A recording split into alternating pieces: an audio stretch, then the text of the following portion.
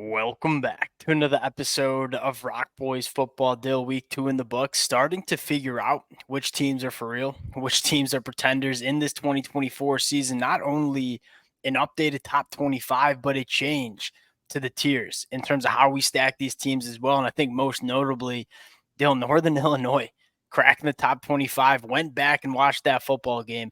That wasn't one of those fluke wins. Like, they went on the road, played a really good Notre Dame defense, and put up almost 400 total yards, got the job done, really fired up to get into it. Now, before we do, and as always, most importantly for these kind of episodes, let it fly in the comments section. Just some significant shakeups, arguably overreactions from the boys in terms of our new top 25.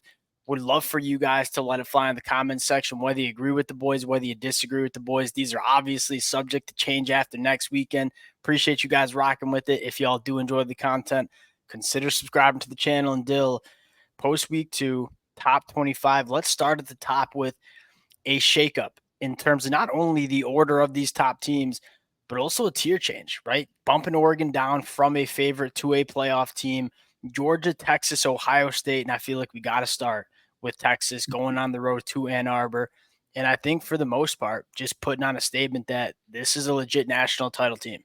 And thumping us Michigan fans in a way we haven't been thumped since that COVID year. And I thought it was a really impressive win. Not only because Quinn Ewers actually looked like a legitimate top 2 quarterback probably in the country. I think I'm comfortable putting him in Carson Beck right there at 1 and 2. But also that physicality of that team, that defensive line really beat Michigan's offensive line up wall-to-wall very consistently. And then the offensive line, I wouldn't say they dominated Michigan's defensive line, but they didn't really give an inch. That was really a rock fight. I was really impressed. It's not like they ran the ball particularly great, but they didn't really give up a ton of pressure on Quinn Ewers. So really impressive. You knew they had skill guys. We knew Isaiah Bond, those type of guys. But Quinn Ewers really looked different than I've ever seen him look, and their physicality is right where you want them to be.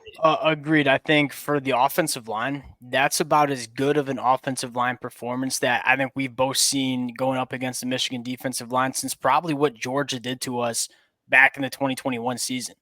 That was very impressive because Michigan's got, I think, a legit NFL caliber defensive line.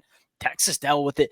Dill, most importantly, you saw that this is an experienced offensive line that has been built the right way. Like, this isn't just cobbling it together through the transfer portal. These guys have played a lot of football together for the last couple of years, not only from a physical trait standpoint, these are dudes, but this as an offensive line unit was really good. And what you said about you roll in a Cameron Williams, who again, like that was maybe your one question is like, okay, he was damn good. Everyone else has played a lot of football together for the past few years.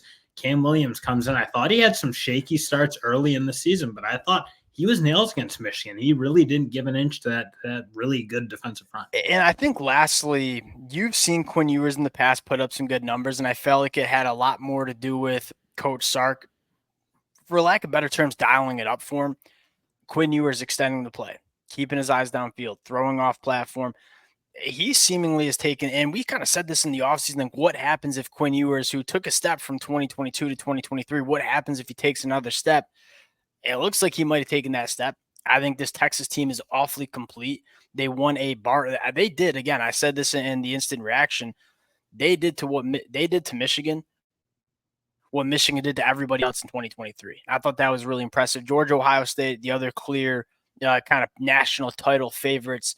I'm not ready to bump Georgia off that top perch. I think as much as I love what Texas is doing, and I'm very, very impressed, Georgia's still really complete. That defense looks a little different than it did last year. It feels more athletic. The defensive line's playing at a higher level. You obviously brought a lot of guys back on that unit. I still think that Georgia team is the team I think is most. Well, yeah, I think most importantly, like look at what Clemson just did on offense against App State. And so, like, I feel like you could have the takeaway, oh, Clemson's offense might just suck as they kind of got pantsed by Georgia. Well, Clemson's offense might not suck as much as Georgia's defense might just be legit. Georgia, Texas, Ohio State, I think that's the clear top 3 teams in the country right now. Now, they're a team that we were very close to putting up into the favorites. The Tennessee Vols. I'm already almost thinking, like, do they really not belong right up there? Because things we talk about with Texas, I mean, Tennessee's physicality on both sides of the ball, I think is very underrated in a certain sense. Like their offensive line, thoroughly dominant. And they weren't even doing anything particularly creative against NC State. They were just running base power pretty much all game, line it up, try to stop it. And NC State, a team that I'm still high on, frankly, I still think is probably a top 25 team in the country. I know you disagree. They ran up and they steamrolled them in a way that NC State doesn't really get out physical like that ever. I mean, teams like Clemson, Florida State, they always hold with those teams, and Tennessee just kind of barnstormed them and spoke them. I'm happy and not happy that Nico didn't have like a great Heisman moment game. That came off the wrong way. I'm happy now the whole country realizes that this Tennessee team is more than just a quarterback. And we kind of said that heading into this football, but now seeing that on primetime 7:30 neutral site game, yeah, Nico played all right. He didn't play a bad football game by any means, but he didn't play like I think a lot of people expected him to play. This Tennessee team still rolled. You got a new appreciation for how good this offensive line is. Another offensive line similar to how we talked about Texas. You added one transfer, which you hit on with Lance Hurd. But outside of that, a lot of those guys have played a lot of football together. It's been built the right way. And the defense is starting to look like a top-end SEC defense. And that was, you go back to 2022 when this Tennessee team was gaining a lot of buzz. You can still kind of tell Tennessee wasn't quite there yet in terms of the big, fast, strong guys on defense. I think they're pretty close to that point now. Also, the mentality kind of looked right. I mean, how they fall around, how they tackle consistently, just how they're challenging teams and not playing any of that bend but don't break style that it felt like they were playing for the past few years. I mean, this is a defense that is out to try to smother teams. They did smother an NC State team that I will continue to beat the table for. I don't think is that bad. I just think they're that good. Yeah. Ole Miss and Alabama. We jump Ole Miss over Alabama. I wouldn't necessarily bang the table for that move. I think we just have question marks about the offensive line for Alabama. I think those question marks probably get answered once Caden Proctor's back healthy, but it was a sloppy game for 3 quarters, but you saw when Alabama wants to kind of put it together and kind of step on the gas, they can step on the gas real quick. Ole Miss continues to roll. Dill, and one of the biggest movers in the top 25, Oregon, jumping down from the favorites to just a playoff team. And hey, I'll start because I've been banging the table for Oregon. They were my number 2 team in the country heading into 2024. I know you tried to hang on last week. Can't go 2 back-to-back in the way. Yeah, that's kind of where I'm at. And I think a lot of Oregon fans probably agree with that. Like the team that we've seen the first 2 weeks of the season, that's not a top 4 team in the country. That's not a national championship caliber team. Now I want to caveat that conversation with they have the personnel to be a national championship caliber team. They added 15 transfers, 13 of which are playing significant roles within this Oregon team. We kind of knew there'd be some growing pains in terms of kind of having all these guys come together. They got to get through those growing pains if they want to be a national championship caliber team. The offensive line needs to figure it out in terms of communication up front. So we dropped Oregon. Still a really good team, but Alabama, Ole Miss, Tennessee have been more impressive so far than Oregon. Dill, another team that we're probably we were higher on coming into the season, and we continue to be high on, the Miami Hurricanes. You look at Miami and say, where does Cam Ward stack up in terms of quarterback rankings? You said Carson Beck and Quinn Ewers were 1 and 2 for you. Where does Cam Ward kind of fit into that conversation? I mean, he's up there. I don't know. Up there. We haven't necessarily seen him play a really good defense like we obviously just saw with Ewers, and Carson Beck's just kind of been doing it since he got kind of stuff. Carson Beck did that against Clemson, and Quinn Ewers has done it against Michigan that we just saw. And so you look I'm not ready to put obviously Cam Ward there yet, but I think the conversation around Miami for me is like we're talking about teams like Tennessee kind of getting their offensive line, defensive line combos right. I think Miami's kind of done that too. So I think they have a little more firepower than I thought they'd have coming into this season. Their explosiveness against that Florida Gators team that I don't think their defense is terrible.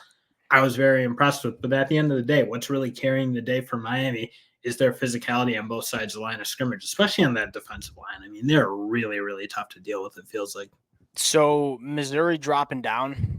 I'm not in favor of Missouri dropping down, and I like Miami for sure, but I'm not ready to put Missouri last year. I think people are like forgetting how close they were to beating Georgia, beating teams that were really, really good at football. Again, I think you maybe have your questions about do they have the difference makers on the defensive side of the ball, but that offense is still elite. I still think Eli Drinkwitz has done a really, really good job of developing that program. I'm not ready to quite put Miami just off of a big win against Florida. It's not even about for me at least. It's not like because Missouri hasn't really had a chance to really show us what they're about. They're playing Boston College, which I think is Boston College is a top 25 team according to the AP voters, not the Rock Boy voters, which there's only 2 of them. That being said, Missouri will have a chance to kind of show what they're about. The reason I have Miami above Missouri, it probably has to do with just my philosophy in terms of evaluating college football teams, which might not be sound, but it is what it is. I value front 7. And I think the Miami Hurricanes front 7 is absolutely ferocious. I look at Missouri and say, look, Brady Cook, Cam Ward, you got Luther Burden at Missouri. Like these teams I really like Missouri's offense, but kind of like you said, if you want to be an elite team, you have to be elite in the front 7 on the defensive side of the football. I think Miami is. I don't know if Missouri is yet. Missouri's got to prove it. So I think you're kind of fair enough. And again, Missouri, it's not like we're putting them down at like 15 or something. They're still right up there. They're very much in the contention spot. But I don't know. I just think, again, you've seen Missouri really build themselves up where I have maybe a little bit more inherent confidence, let's say, about what they're going to be than maybe you do. Fair enough. Penn State. Sloppy game. Sloppy game, but I'm not overreacting to it personally. I wouldn't overreact to it if they've proven over the past couple of years that they're capable of running out a good offense. And you even frankly saw they got it going against West Virginia, yes. But it took them probably too long to kind of figure that out. So jury's still out for me. And I look at these 2 teams you got behind them, USC and Utah. When Cam Rising's balling, Utah's a problem because Cam Rising's healthy, you should say. Cam Rising balls when he's out there, but he hasn't been out there. I'm going to rank them as if Cam Rising's playing because I'm sure he'll be back. Obviously, it's only a finger. That doesn't take forever to heal. When they have him going and they can score the ball on offense, their defense is still what it is. And then USC is, their offense is really good and their defense. Dan Lynn, I don't know if there's a better defensive coordinator in football than him because the way he's turned that defense around and the way they look, just looking at how much better guys like Eric Gentry at the linebacker spot and their defensive linemen are playing, it's really, really impressive what he's done. Yeah, USC, and what I loved most about what you saw from them late night against Utah State is, all right, the wide receivers, who I think are dang good, just couldn't catch the football. So they went a little more 2 tight end set, a little Big Ten identity from USC coming out. And they just ran the football, and they did a really good job of it. And we kind of said that heading in, like, can USC be 2-dimensional on offense? They were kind of just 1-dimensional with Caleb Williams last year. We saw that, right? Miller Moss had a phenomenal game against LSU. Then they leaned on the run game again. I get it's Utah State, but to see them do that made me feel good about it. And the defense continues to look like it's legit.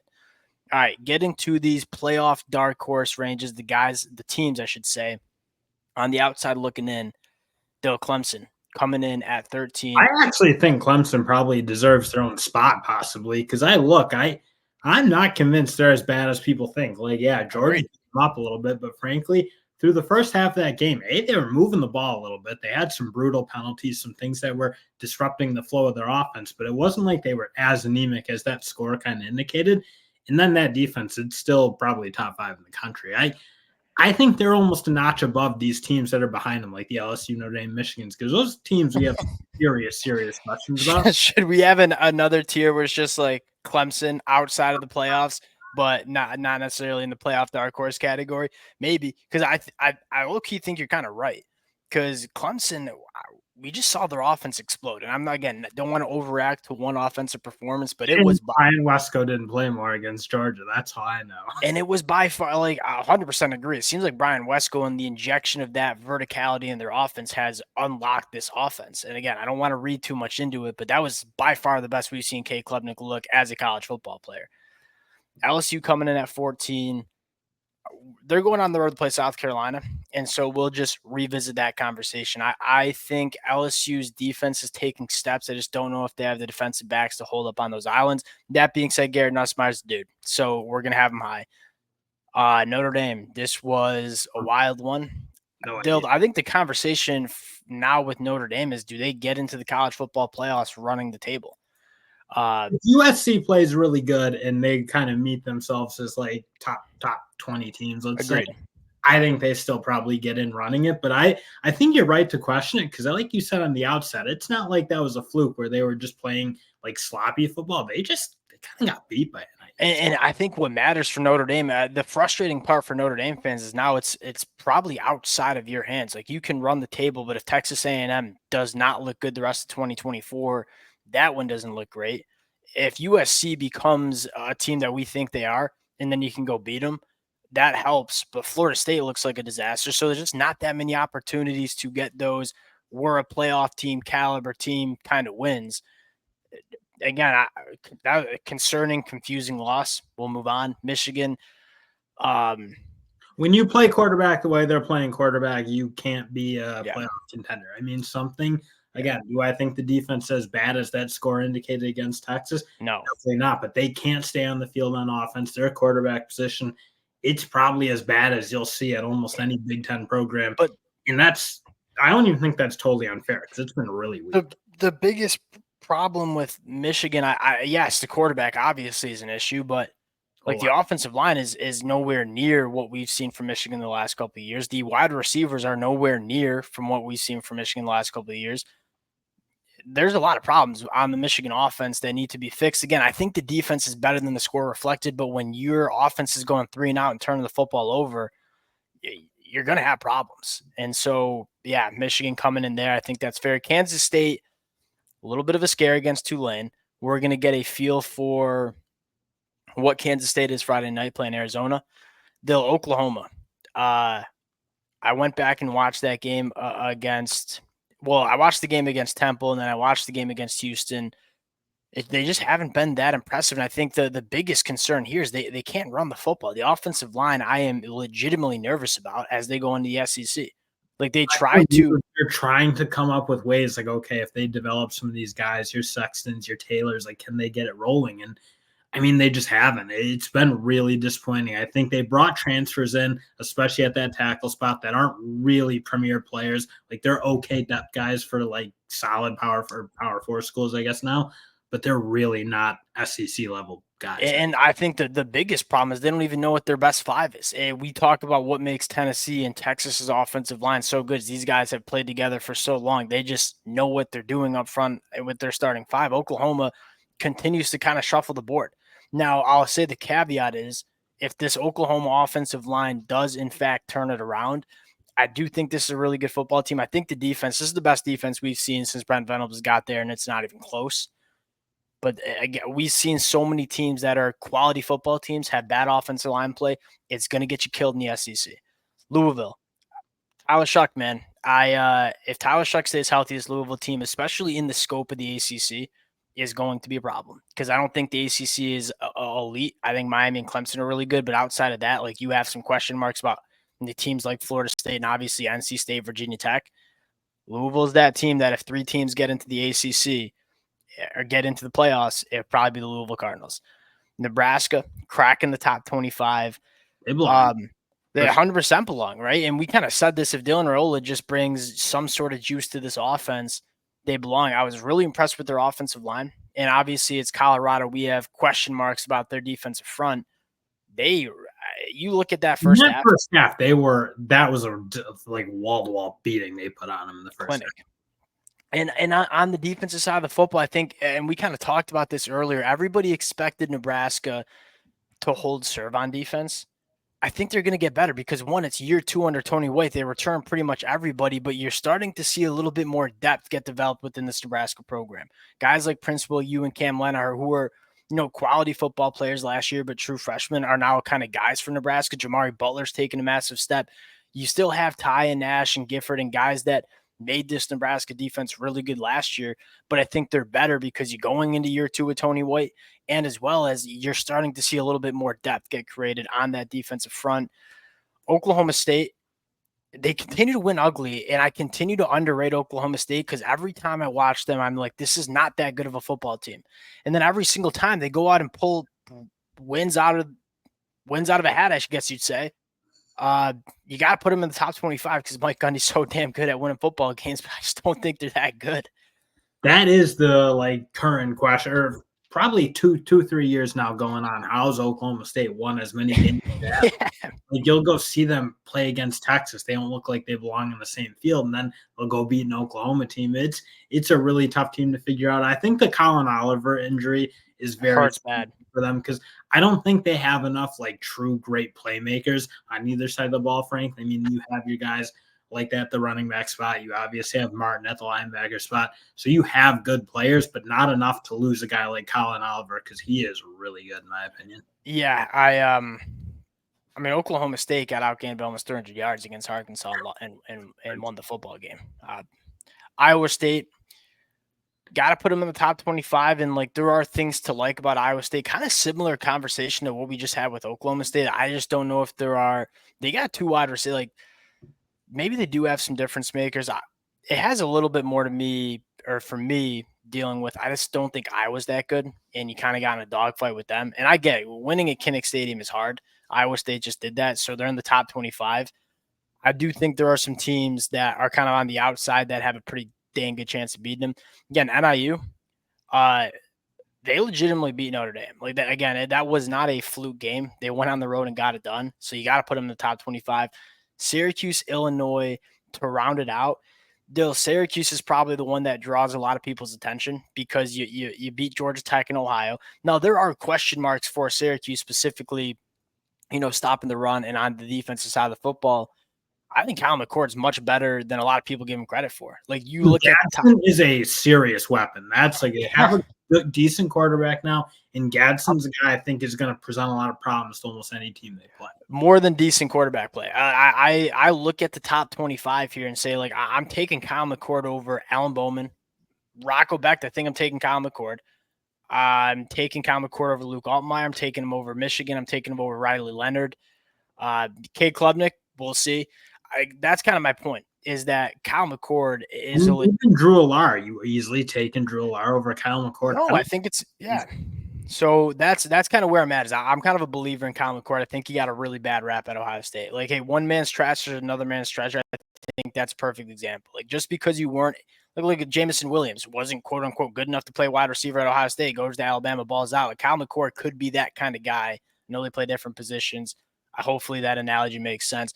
And then Illinois. Impressive win. And that's kind of where I think you get in when you try to round out this remaining top 25. It's like, who's got kind of one of those season defining wins. And obviously the season's very young, so not everyone has had the chance. Like, Louisville, I don't think's had the chance to show people how good they are. Illinois kind of got their crack against Kansas, and they performed really, really well. And Brett Bielema, again, I didn't think this Illinois team was going to be particularly good. I kind of lost a lot of talent, and you had your questions. But at the end of the day, I think Bielema is a very good coach. Whether you like him or not, certainly not the hugest fan of him as a Michigan guy myself, but he does put good football teams on the field here and there.